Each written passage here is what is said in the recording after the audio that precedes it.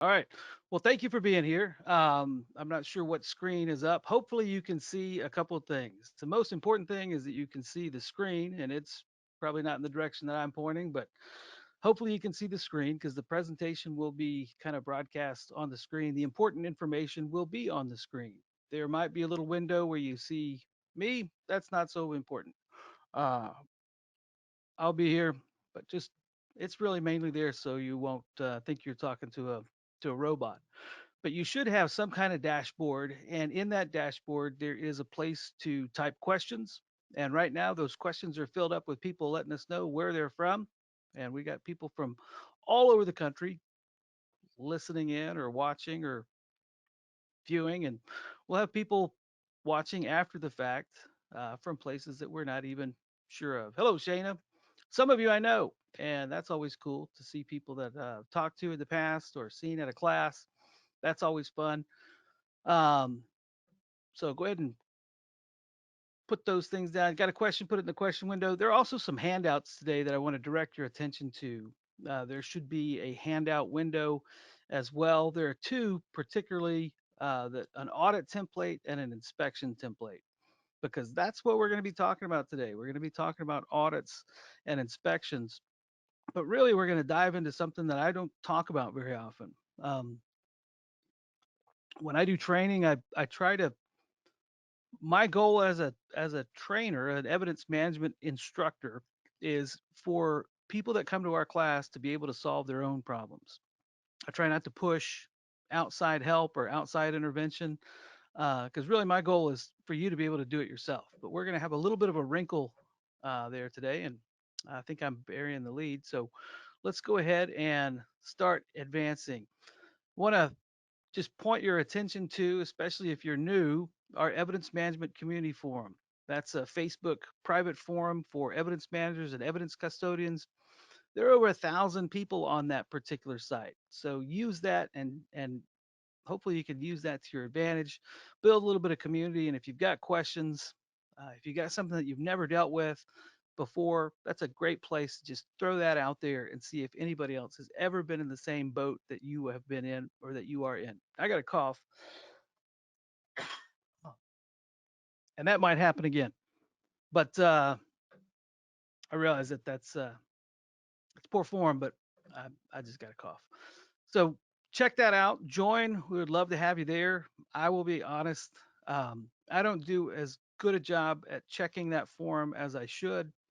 Uh, I'm not the best social media guy in the world.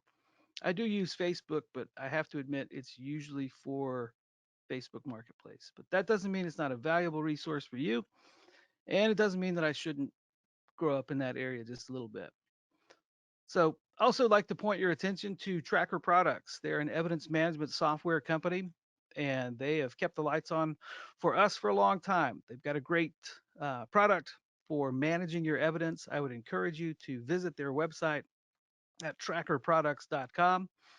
Um, if you're curious, they reach out to them and they can show you how they can help you automate um, a lot of the processes that you might be doing right now less efficiently. So they would love to talk to you. And I have a website too. It's evidencemanagement.com. And you can go to that website. Hopefully, you'll be able to find some resources on that website that you can use and implement at your agency today. That's the goal. You can also find out about our training classes there 24/7. You can look at our old episodes of the Evidence Show if you are so inclined. If we've covered something in the past that maybe is interesting to you, that's where you can view it as long as we remember to hit the little record button. And I did. So that should be up. This one should be up there in a couple of days. Tell your friends and neighbors this is riveting viewing, and they just might want to check it out. You can do that on our website. You can also kind of take a look at other things, other services that we offer. But let's get to the topic at hand. Today, I want to talk about audits. I do a lot of training classes, and as I mentioned, maybe before we officially got started at 2 o'clock Central Standard Time or Daylight Time, I'm not sure which one it is, that my goal when I teach a class is I want the people that attend our training classes to feel like they could do an audit process at their agency. We equip them and give them some tools. We talk about it a little bit. We don't get to spend as much time as we would like, but an audit process is something that your agency should be actively engaged in on an annual basis. That doesn't change. But I also realize that there are some circumstances that agencies just aren't equipped for, and an in-house audit might not be the best solution for them at that time. So I'm kind of, and you have to kind of understand, and I'll try to be kind of put my cards on the table. I do consulting work for police agencies. I think if you've watched this, hopefully you know, but I try not to make that the whole point of this particular broadcast. My goal is just to kind of educate people and put information out there that is useful for them. But I think this is probably useful information too. Um, we do audits, we do consulting work, we do inventories, we do a lot of those kind of evidence professional services. And there might be a point in time in which you have to make a decision or you have to decide, can I do this on my own, or is it time to bring in professional help? So that's what we'll discuss today. But the little disclaimer is, you know, I do this stuff, so I might not be the most objective voice in the room, but I think I'm here by myself, so I am the most objective voice in the room. And really the question is, are you a bomb squad or a time bomb? Those are the two options when it comes to determining whether or not an internal or external audit process is right for you. And we'll get back to that. But first, we have some announcements. Want to talk a little bit about upcoming training. And really, that slide is almost useless because it doesn't give us any information. But we will be out and about in 2023. We're going to head to Cape in Orange County in April. We'll be at PEEF in Daytona Beach in Florida in May. And we're going to head to the NIMPIT conference in New Mexico in September of 2023. And I realize, okay, everything checks out. Looks like everything's good. So if I'm screwing anything up, please just shout it out in the question window, as I am sometimes prone to do that. But we're going to be at as many evidence conferences as we can this year. Love attending those. Had a great time at PEEP. I know I didn't get to go to Cape this year, but James was there, and I have some cool news about James, but I'm not going to tell you right now because it's really his story to tell. And we'll get back to that at another date. But we'll also be at the NIPIT conference in September. But I do want to talk about our 2023 training dates, our live industry sponsored 2-day certification training. For those of you that aren't aware of what we do with our training model, we make it at no cost to the agency or the participant. And we're constantly in search of vendors and people that have a vested interest in getting in front of an audience of evidence custodians like Tracker Products. They sponsor the training, so there's no cost to the agency.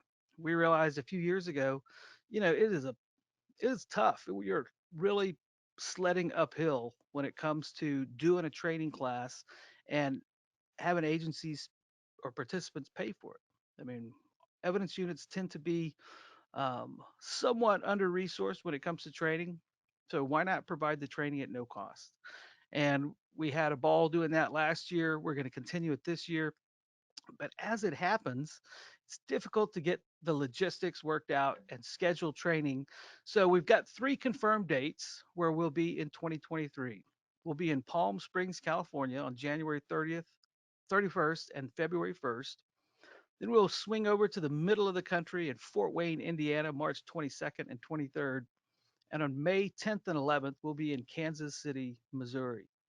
And those are the 3 dates that we have confirmed. We're also working on or actively working on a few other locations.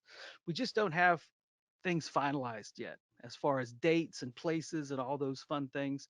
But you can sign up on our website for the classes that we do have. I also wanted to make you aware of training opportunities, places that we're trying to go in 2023 if we can work out all the details.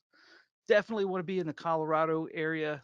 Denver, anywhere around Denver, sometime in the summer. Uh, got some connections out there that we've reached out to. If you're listening and you're in one of these states, I have a theory about my email that a lot of my email just goes to junk mail. And while that makes me very, very sad, um, if you're in one of these regions, check your junk folder and see if I've sent you an email. That's just a plea. We also want to be in Florida in 2023. We don't want to conflict with any state association conferences or anything that you've got in the works as far as a state association. But we definitely want to be in these areas because there are people that could benefit from the training. Oklahoma City, Oklahoma, in that area, Frederick, Maryland, and Minneapolis, Minnesota. We would love to return to these areas.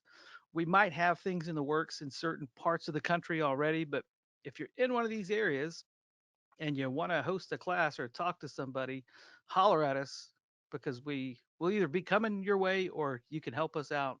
That would be fun. So that's the last we'll say about training in 2023. We're going to try to do between 6 and 10 classes. Uh, if we can find different vendors to partner with us, we might do more. Um, there's no shortage of places that need training. It's just with our new model, we've got to figure out a way to pay for it. And doing something at no cost is not always the most efficient model for paying for stuff.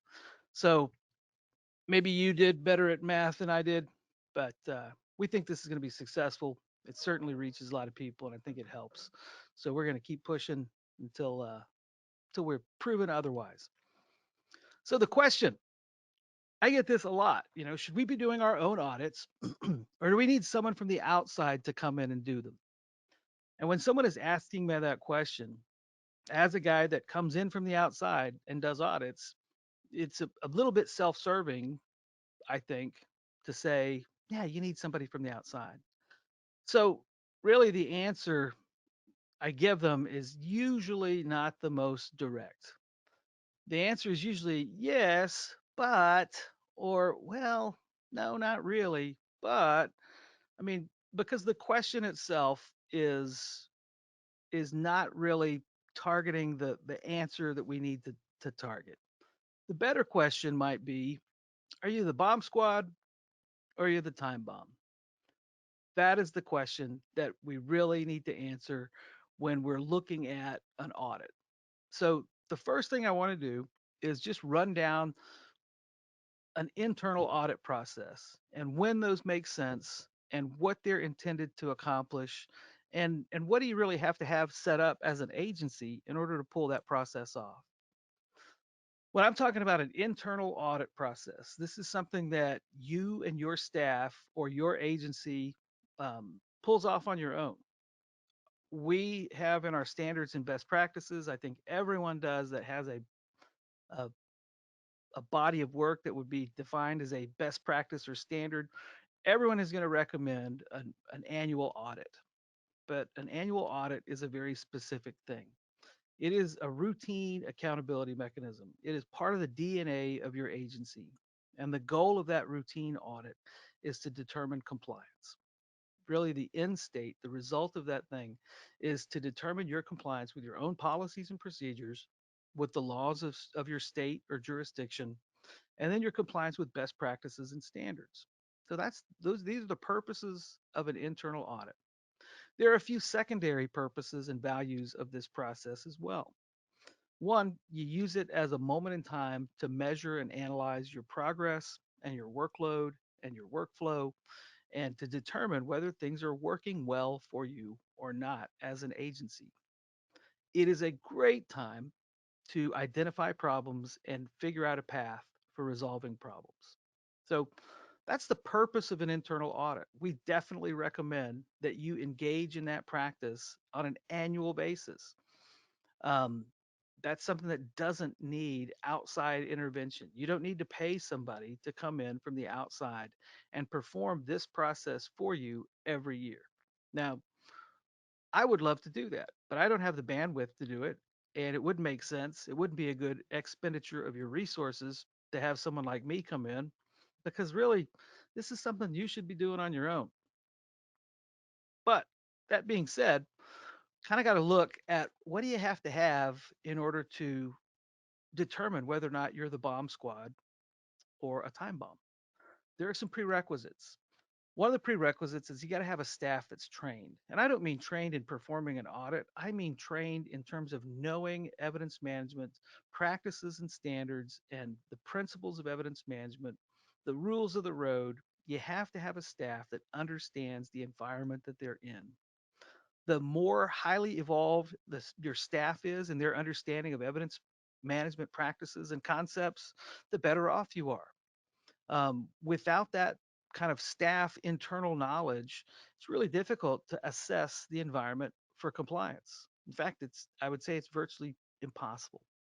Another prereq is you got to have a fairly stable body of policy and procedure. If you don't have that, if you don't have good policies and procedures in place, then what are you comparing? What are you looking for? Uh, what are you looking for evaluating against policies and procedures for compliance? Chances are that your audit end product will be less valuable if you don't have good policies and procedures in place to compare them to. I would say that you got to have fairly reasonable organizational stability. And by that, I mean people support what you do. They care about whether or not evidence is maintained appropriately. They care about problems in the evidence room. They understand the importance of evidence, and they will lend resources and support and afford you the time to work on these processes because they see value in it. You got to have some kind of evaluation tool. And that's actually the easiest part because we can give you one of those and you can do your own thing from that. But you got to have some kind of objective tool for evaluating your agency and determining compliance with your own policies and procedures. You got to have some kind of documentation or format to do that within. But the last prereq is making it a priority. I have talked to many agencies that have in their policy and procedure that they will do an annual audit and an annual inventory, and they don't. My agency, the agency I retired from, before we started doing audits and inventories, that was in our policy too. It's one of those things that's there, but it's not done. It builds incongruity between what we say and what we do, and that's a problem. We've got to be able to make this a priority, and your agency has to make it a priority if you want to be the bomb squad. If you want to do your own self assessment, your own internal audit, it's got to be a priority for your agency, and you have to be consistent about it. If we say we do an annual audit, we got to do an annual audit every year because that's what annual means. And that's what being consistent means. So, those are the prereqs for an internal audit. So, from there, you got to have some resources. You got to have stakeholders that are willing to participate in the audit process. And I don't mean just you, the evidence custodian, because if a tree falls in the forest and nobody hears it, then I shouldn't have used that because I have no idea how to extend that metaphor and make it apply to this situation. But basically, if nobody cares outside of your agency or nobody's going to do anything as a result of problems that you bring up, um, then your own internal audit process is not going to have the value that it needs to have in terms of guiding change and making changes at your agency. It's just not going to happen. You got to have some kind of objective assistance. That doesn't always mean that you have to have someone from outside of the unit participate. I think that's a great idea, or even outside of your agency. I've known of agencies, especially where there are state associations, where they will work together and partner with each other to help each other on their audit processes, where there's a second set of eyes on that process that is objective, or at least is not in that vault every day and can see things with a set of new eyes. You have to have a level of self awareness to do an audit as well, um, meaning you have to be at least capable of admitting that there might be a problem if you're going to evaluate your operations for problems. So hopefully that makes sense. Um, but the tools, the audit resources, hopefully you can grab those from the little thingamabob, little handout section there. There's an inspection template and an audit template, and both of those you're welcome to download. If you're watching um, after the fact. If you're watching from the website, you can access those from the website. If you'll sign into the little client or client login, yeah, I know you're not a client, but that was the best word we could find for it at the time. Set up an account that will give you access to some of those documents that we have kind of behind the wall. And one of those documents, or some of those documents, are these audit templates and inspection templates that we're talking about here on the show today. So those tools, I'm not going to go over them because really that's not the purpose of this call or this webinar or podcast or whatever this is. This isn't the purpose of that. I do want to point you to the resource so that you can take a look. You can have it at your disposal. You can uh, change it to meet your needs, but we won't walk through that. It is available to you as a resource. So when you look at the components of a an audit, a general audit, or an internal audit, there's usually some kind of internal or general inspection of your facilities, of your operations. That's usually combined with an audit process. Then you're also looking at security functions and security vulnerabilities within your system and your facility. You're also looking at the facility in general for problems. You're looking at workload processes and backlogs, things that you haven't been able to get to. You're looking at your inventory compliance. If you say you do an inventory, document the date of your last inventory. And that last little function is the compliance audit. Now, you know, if we have time, no, we don't. I would love to walk you through these documents because these documents will contain each of those sections and a way to measure that and evaluate that on your own. And if you want more information, reach out to me by email or don't call me on the phone. Uh, but would love to walk through those with you, help you understand if there are any questions. I believe there might be some training resources on our website as well that talk about the same thing. So dig in, find more information out. But really, the the metric, the way to determine whether or not you're the bomb squad or a time bomb is you got to ask yourself some questions. Um, if you're a bomb squad, then you and your unit, you have the capacity to see problems. Like you can look at what you do and see that there might be problems there. Now, the reason I say that and the reason that that's important is because some of us exist in environments where we don't see the problems. We've lived in it for so long that the mess is just part of our DNA. We don't see it anymore. Um, that can happen. It can also be the fact that, or the case that maybe we have an element of pride where we feel like we can do no wrong. If you have either of those extreme reactions to your environment, either you're infallible or you just don't see anything because you got blinders on, it's probably not the best environment for someone to go out and start their own internal audit process.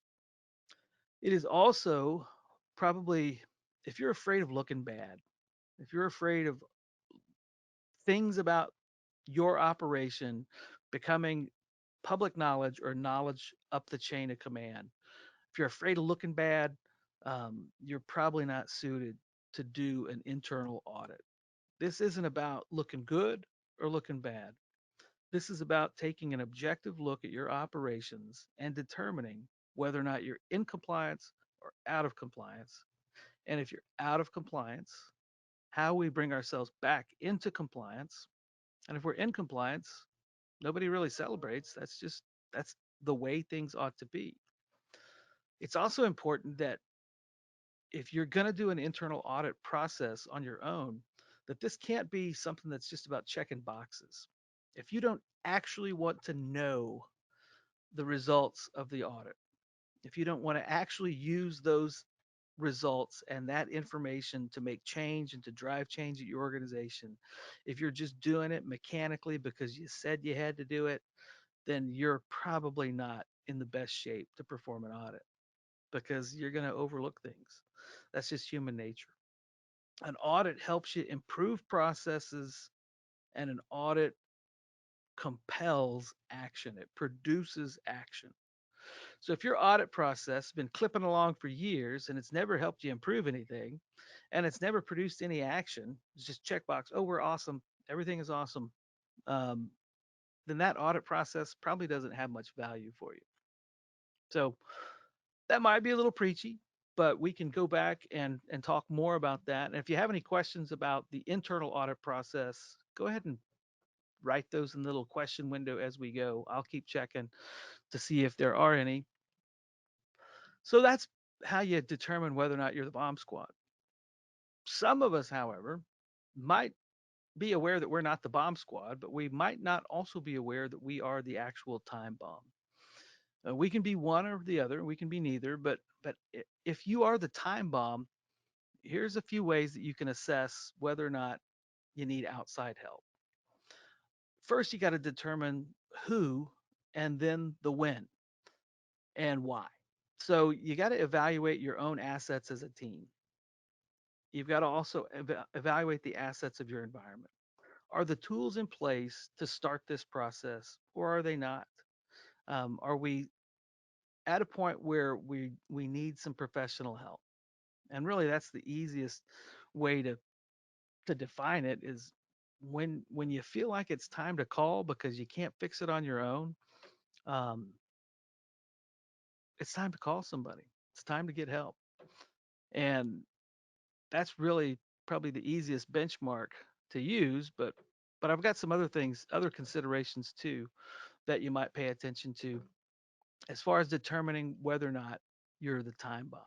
Now, there are some circumstances I believe where having somebody from the outside come in is critical. Um, and I'll define those in the next couple of slides. But the first is the profit paradox. To me, this is one of the most fascinating things about external auditing. Um, and I call it the profit paradox because if you've got an evidence custodian that has experience and knowledge and competence and understanding of his or her environment, they can say the same thing to their chain of command that an outside auditor can say, and they will listen to the outside auditor, but they won't listen to their own employees. I've experienced this personally. And I'm not saying I'm saying me, like at when I was at an agency working in an evidence vault, we had evidence custodians that had been there for years before I was there. And she knew what the problems were. She had them all listed out and she had them all pretty well defined, well understood. She knew what the solutions were.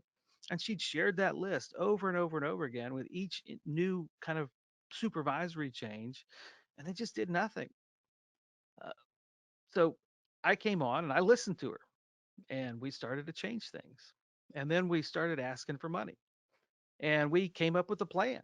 And it was basically the same plan that she'd had for years.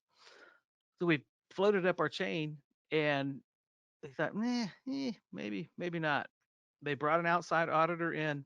The outside auditor confirmed what we had already told them, and then they cut loose the the purse strings. They started funding a lot of a lot of the projects that we'd asked for, simply because this outside auditor blessed it. It's weird, it's unfair, but it happens.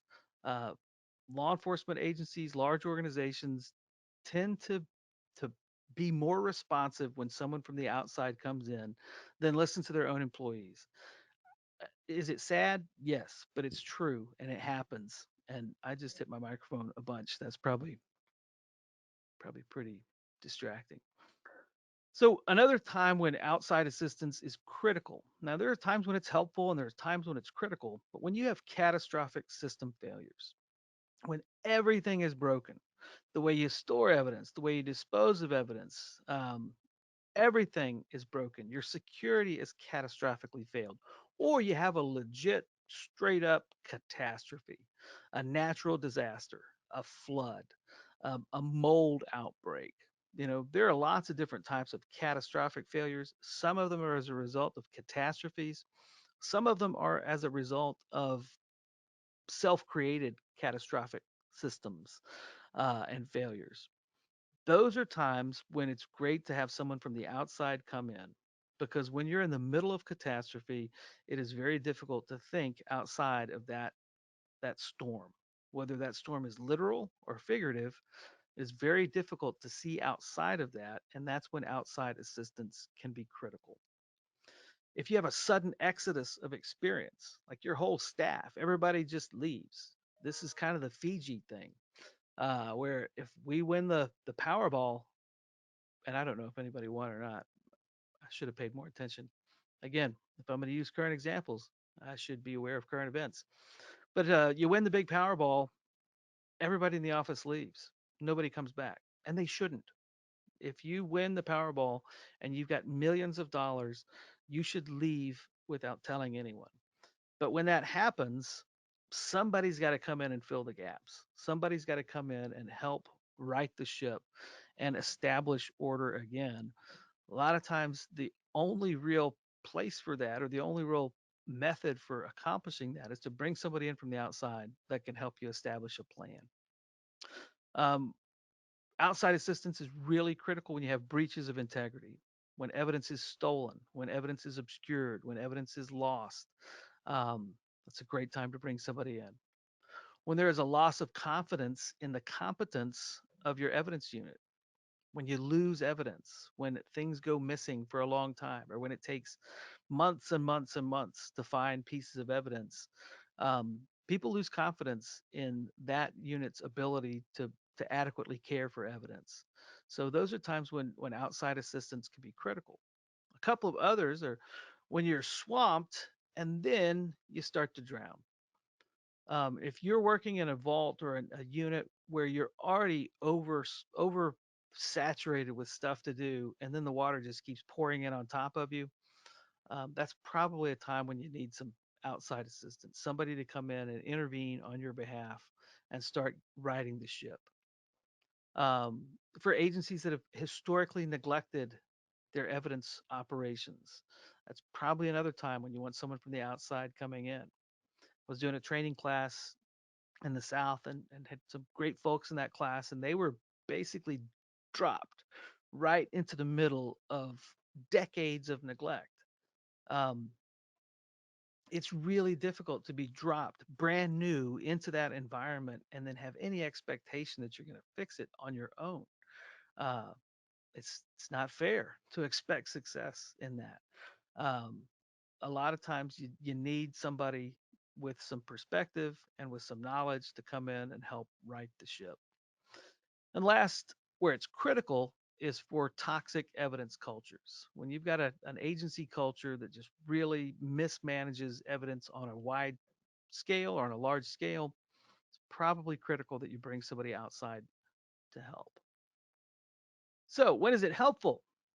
When you got a very inexperienced staff, when you have folks that are doing the job that haven't been doing it for long and your experience leaves, uh, or where nobody has more than 3 to 5 years of experience in your unit, or let's say, I mean, in a lot of agencies, it's 4 months or one day. That's probably not the best time to conduct an audit because you just don't know what you don't know. We recommend, outside audits when regime change happens. I know a lot of sheriff's departments, and I've been able to experience this a couple of times where an outgoing or the incumbent sheriff is voted out of office and a new sheriff comes in. When that regime change happens, it's wholesale change. I mean, it's an entire leadership structure often that changes. That's usually a very great time for an agency to bring somebody from the outside in because we don't have any historical knowledge of what has happened in the past. And for that new regime to come in, it gives them at least the ability to identify problems objectively and build a path forward for that agency. I found as a supervisor of evidence unit, having someone from the outside come in, it wasn't my choice. I'll tell you. I mean, I didn't want that. I thought it was a waste of my time. But they wouldn't listen to me and they wouldn't give me money. And I needed them to listen to me and give me money.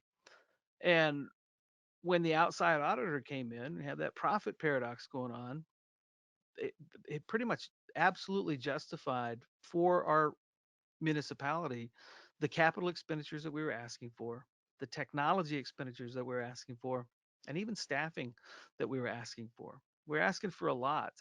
And having an outside auditor, even though I complained about it at the time, actually was incredibly helpful in justifying each of those uh, business requests from our municipality and actually move things in our favor much better than I would have been able to do on my own. Um, couple other circumstances when outside assistance is helpful. When you got policy and procedure that's just when there are a lot of incongruities between our policies and procedures, when our practices really don't match our policies and procedures. I'll get called to go to an agency where they know from the outside our policies and procedures are horrible. Um, so, can you come in and do an audit? Well, if your policies and procedures are horrible and your policies and practices are incongruent and inconsistent already, we probably need to back up a step or two and get the policy and procedure piece right first because an audit is about compliance with policies and procedures. It's really easy to be in compliance with horrible policies and procedures. Or we might not want to be in compliance with those bad policies and those bad procedures, especially when they are inconsistent with best practices and standards for evidence management. And there are other times when like when it's just a complex systematic failure, when you got lots of little issues, lots of tiny little issues that have just kind of ground the wheels of progress to a halt. Those are circumstances where it's helpful to have an outside person come in and help you right the ship. Um, and we don't make uh, like I'm not gonna and I don't know. I'm gonna skip that. And you don't even know what I was talking about. So if I hadn't done the then you wouldn't have even known. So the last thing I'll say about outside audit processes, if you're curious, um, if you're trying to find a person to contact, if you're trying to find a resource, give me a call. I will be pretty straightforward and tell you what we do, and we might not be the right people for you. Uh, and I'm okay with that. There are resources out there. There are probably even alternatives to having someone like me come in. But I'll help you make a business case and at least consider those things. But again, I'm biased, so keep that in mind. If you have any questions, and usually people don't, even in these settings where you're sitting at a desk, I'm sitting at a desk, and we're all sitting at desks, but usually there aren't too many questions. I'm just gonna believe personally that's because I've so thoroughly covered the subject that there are no questions. But if you do have them, type them in the question window before we hang up. It is 2:39. We'll talk a little bit. Seeing none, and I'm using a new camera, and I think I have some kind of weird Santa Claus filter because my face looks red as a beet. That's weird. So ignore that. No questions, but okay, that'll do. Thanking me for the information, and you're absolutely welcome because that's the whole point of this thing is to give you information. Um, again, happy to talk to anybody, answer any questions. Would love to reach out to folks if you have these issues coming up. Love to talk to you about what we can do and how we typically handle these types of problems, or at least point you in the right direction. Last thing, we got one more episode this year of the Evidence Show, and it will be December 15th, 2022 at 2 p.m. Central. So join us for that. We try to give something away if you're present. If you're not, it's a lump of coal. But it is almost the holiday season, and I just it's been fun the last 3 years. Me and James have had a ball, just giving stuff away. It's not much. That's why it's a minor Christmas miracle. We're not gonna really be able to do anything huge, but minor miracles are fun too. So that makes this slide a little bit redundant, but we've just been renewed for a fourth season. We've been picked up by Netflix and Hulu. So we're going to do season 4 of the Evidence Show uh, as well in 2023. So we're excited about that. And actually, oh, wait, here's questions. Oh, enjoyed it.